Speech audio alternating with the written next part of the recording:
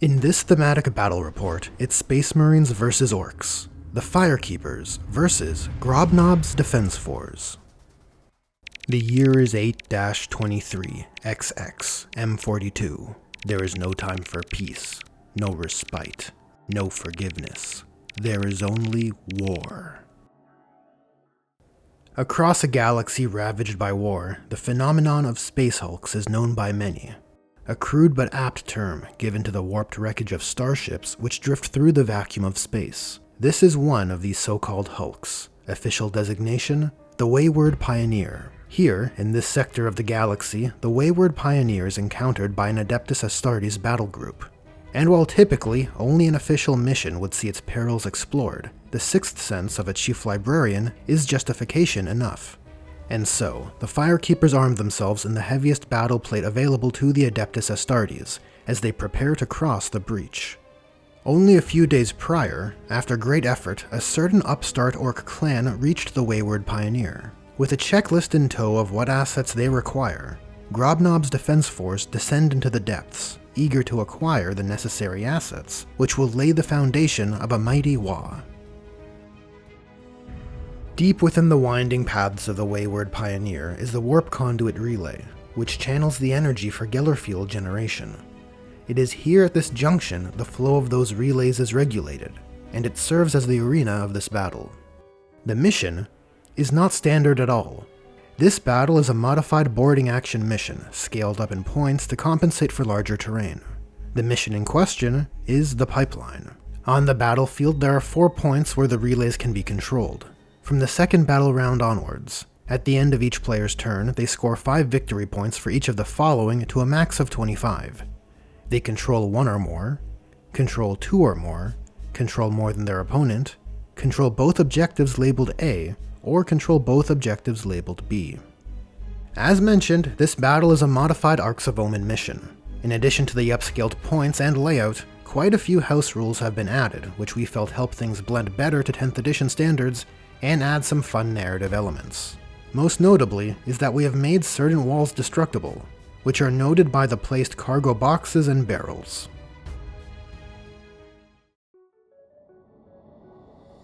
Donning their void-sealed battle plate, the Firekeepers deploy for this gathering quest. Commanding this Gladius task force is the captain of the Firekeepers' first company, Terminator Captain Silfer. He is leading a unit of Terminators. Serving in support is Chief Librarian Entesu.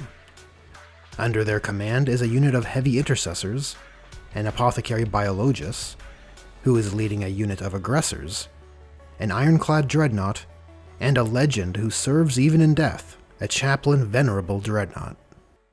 Within the depths of the Wayward Pioneer, Grobnobz Defenz Force prepare to encounter the new arrivals. Commanding Grobnobz Defenz Force is none other than Grobnob himself. He is leading a unit of boys, and joining that unit is a Pain Boy.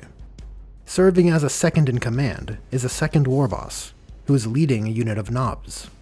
And providing tactical support, a unit of Meganobs, a unit of Commandos, a unit of Flashgits, and 3 Killicans.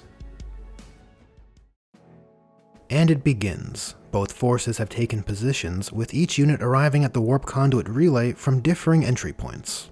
Entering from the southern edge of the battle grid, we have the Apothecary Biologus' unit of Aggressors. The Ironclad Dreadnought enters from the western edge, with the Heavy Intercessors emerging from the southeastern entry point.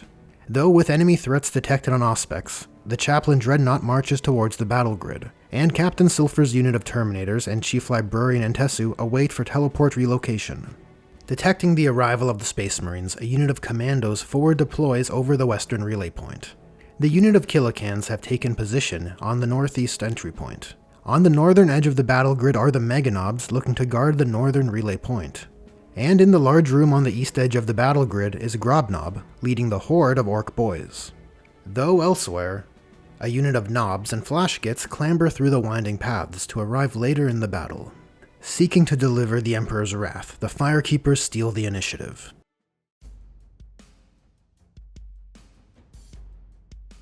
With Captain Silfer yet to arrive to this encounter, the Apothecary Biologus takes up battlefield command in the interim. And while the Ork threat is detected, contact has not yet been made, and so an Oath of Moment is declared upon the closest of the Vile Xenos.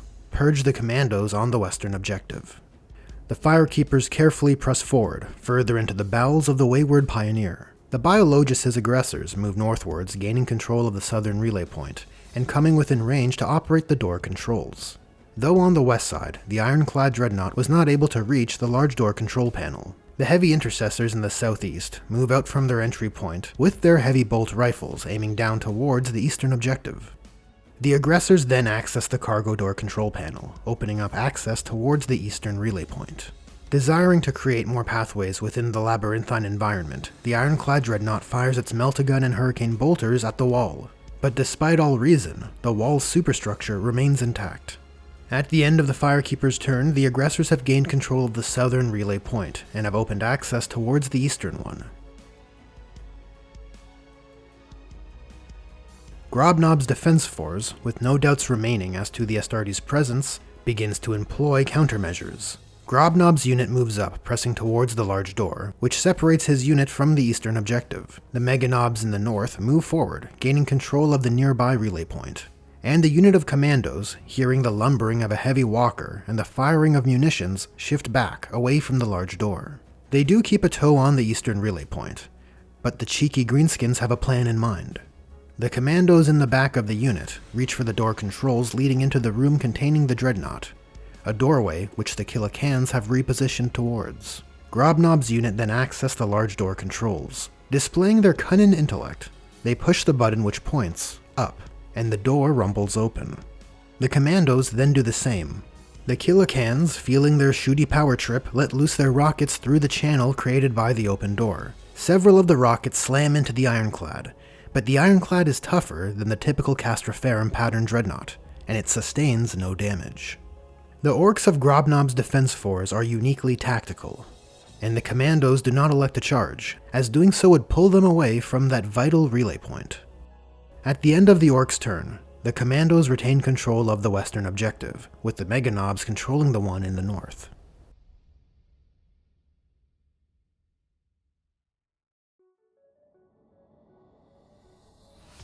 With the notification of Captain Silfer's imminent arrival received, the Apothecary Biologus issues his final order, an Oath of Moment, the destruction of the Killikans.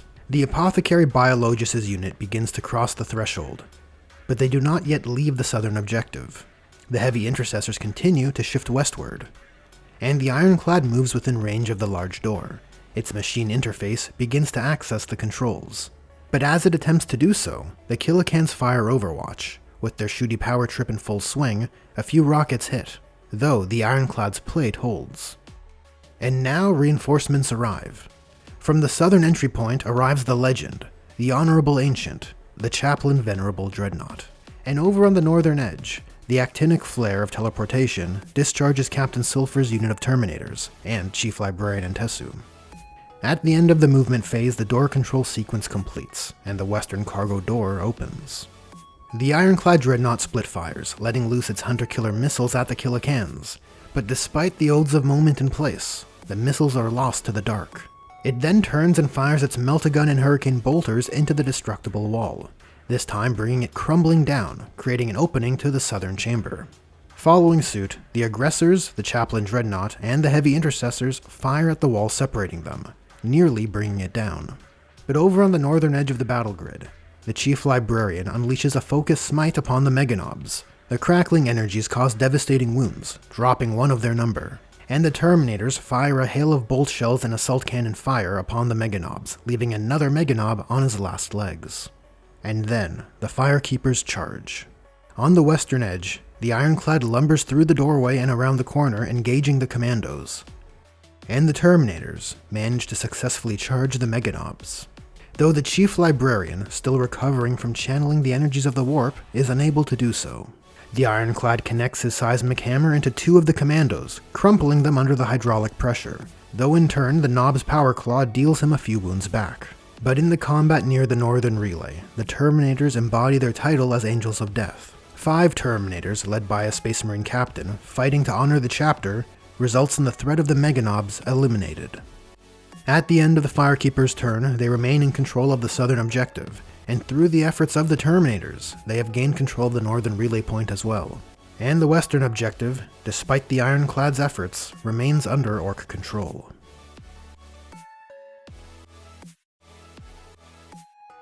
The unit of commandos elect to remain in combat with the Ironclad.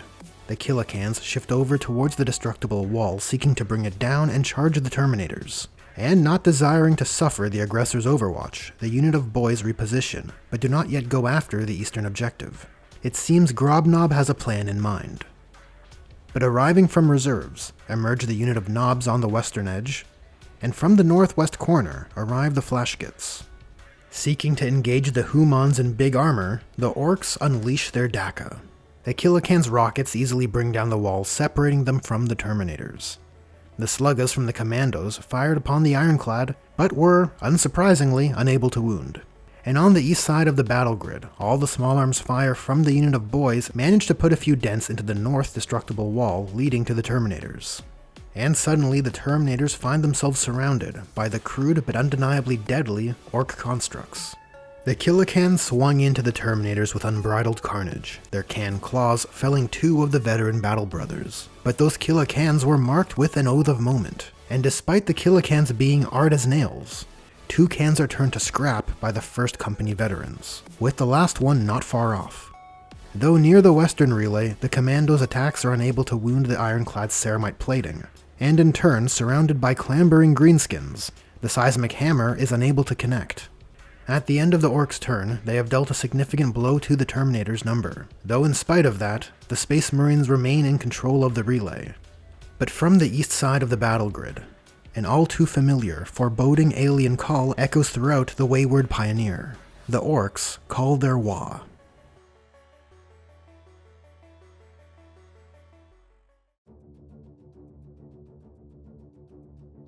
Captain Silfer, assessing the battlefield, deems the Oath of Moment to be placed on the Flashgits, and to assure their control of the relay is maintained, he issues the Tactical Doctrine.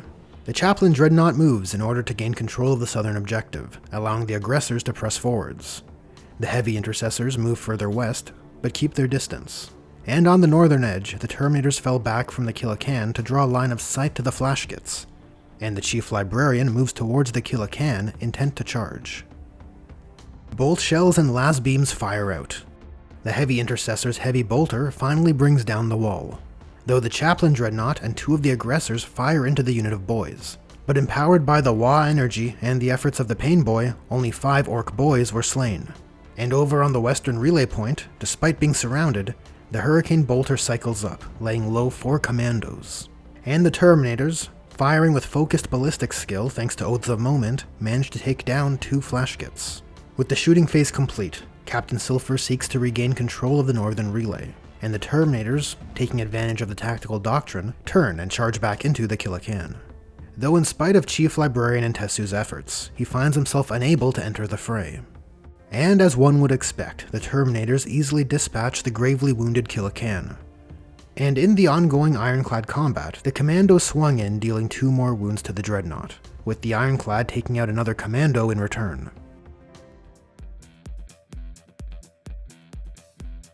In the Orks' command phase, the Commandos find themselves falling to battle shock, and in turn lose control of the western relay point.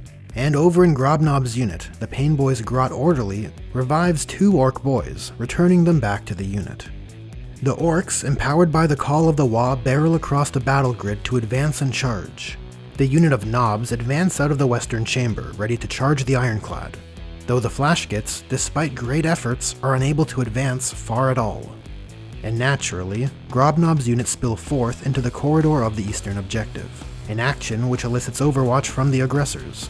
But despite their best efforts, the streams of Promethium from their twin-linked Flamestorm projectors only manage to slay 2 Ork boys, the natural result of Grobnobz's strategic genius. All that is left is to charge. Grobnobz's unit of boys surround the Apothecary Biologus' unit of aggressors. And on the west side, the Ironclad Dreadnought is sandwiched between the Knobs and Commandos. The Orks seethe with Wa energy, bringing destruction to everything they strike. Grobnobz's unit of boys destroy the aggressors and Apothecary Biologus through sheer weight of numbers. Even the Apothecary's Artificer armor is no match for the Ork might. a triumphant combat which allows them to acquire control of the eastern objective with minimal casualties. And on the west side, the unit of Knobs finally bring down the Ironclad, wrestling the western relay back into Ork control. At the end of the Orks' turn, 2 crucial Space Marine units have been eliminated, and the Orks have acquired control of both the eastern and western relay points.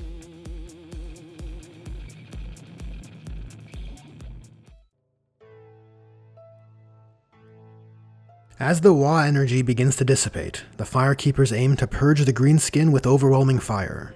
The Chaplain Venerable Dreadnought declares an oath, bearing his hatred against the horde of boys on the eastern objective. And Captain Silfer, acknowledging the Venerable Ancient's aims, initiates the Devastator Doctrine. Seeking to keep the greenskins at distance, the Chaplain Dreadnought moves backwards, but keeps control of the south relay point, and the Heavy Intercessors, desiring to do the same, move closer to the destroyed wall on the southern edge of the battle grid. But over on the northern side, the Chief Librarian moves into position to gain control of the north relay point, and Captain Silfer's unit of Terminators moves to open the large cargo door. The Chaplain Dreadnought and Heavy Intercessors aim to see their oaths fulfilled, and unleash a storm of fire upon the unit of boys. But between the Doc's tools and their art as nails attitude, only 5 boys are dropped from the unit, cutting their number to just above half strength. And with the goal of clearing the greenskins from the western objective, the Terminators aim their weapons at the commandos. But Chief Librarian Intesu again channels a focused smite, scouring the commandos with devastating wounds.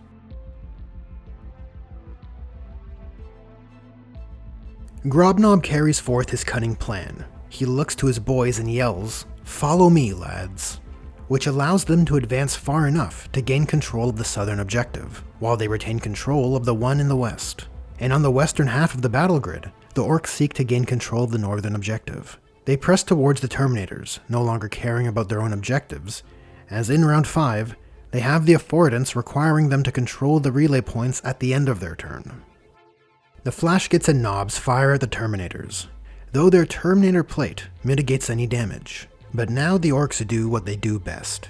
They charge. The Flashgits charge the Chief Librarian, and the Knobs charge at the open cargo door, the Terminators desperate to hold them back from the northern relay point. The ensuing combat is a grueling affair. Assaulted 3v1, the Chief Librarian thwarts as much of the damage as he can, and while he does suffer a wound from their choppas, he manages to fight back with his force stave, slaying one of the Flashgits. Though knowing the odds are stacked against them, Captain Silfer reminds his men that only in death does their duty end. And sure enough, the brute force of the Knobs' big choppas proved too much even for Terminator armor. And while their wounds were fatal, the veteran Battle Brothers go down swinging, taking 3 Knobs down with them.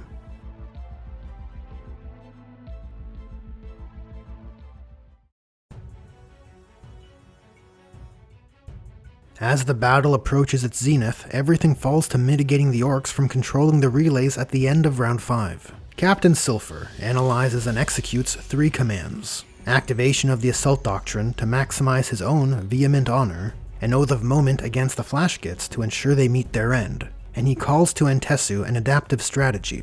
He is to enter the Tactical Doctrine, as only he is versatile enough to see this mission victorious.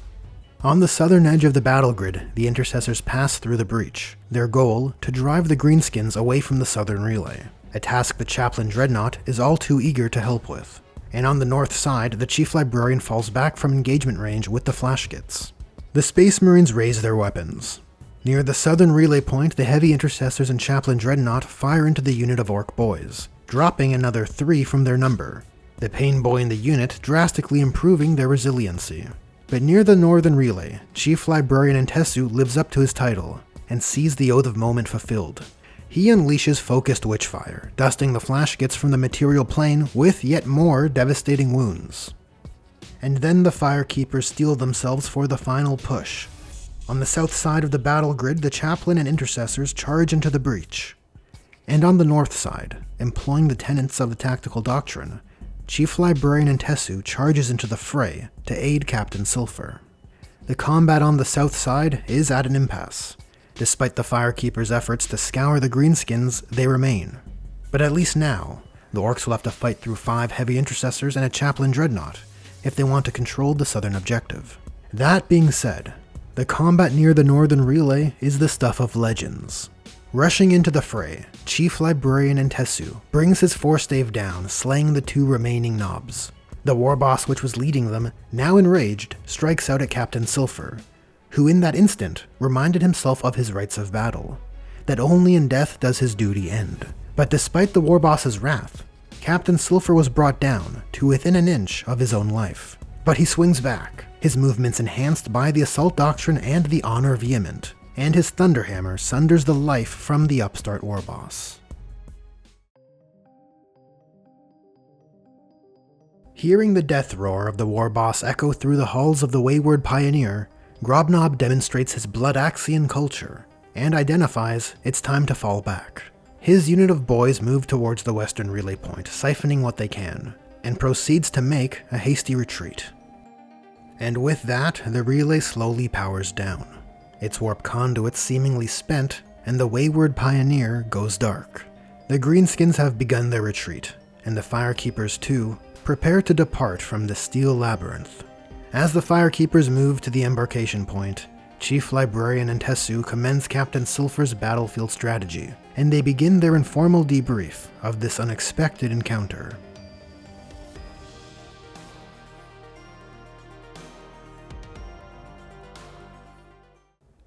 Thanks for watching this thematic battle report. It's a format focused on the narrative of the battle, one which delivers the experience from an in-world point of view. The format is still a little rough around the edges, though I'm striving to refine and fine-tune it as I go. So tell me what you liked and didn't like in the comments. And if you really liked it, consider becoming a channel member or patron. It's thanks to their support I'm able to produce videos like this, which is why they have a place on the Roll of Honor. Much thanks to Julius Maximus, and my other generous patrons and channel members. Anyways, there are buttons for liking, sharing, and subscribing, so press the buttons you want to press, and I'll catch you in the next one.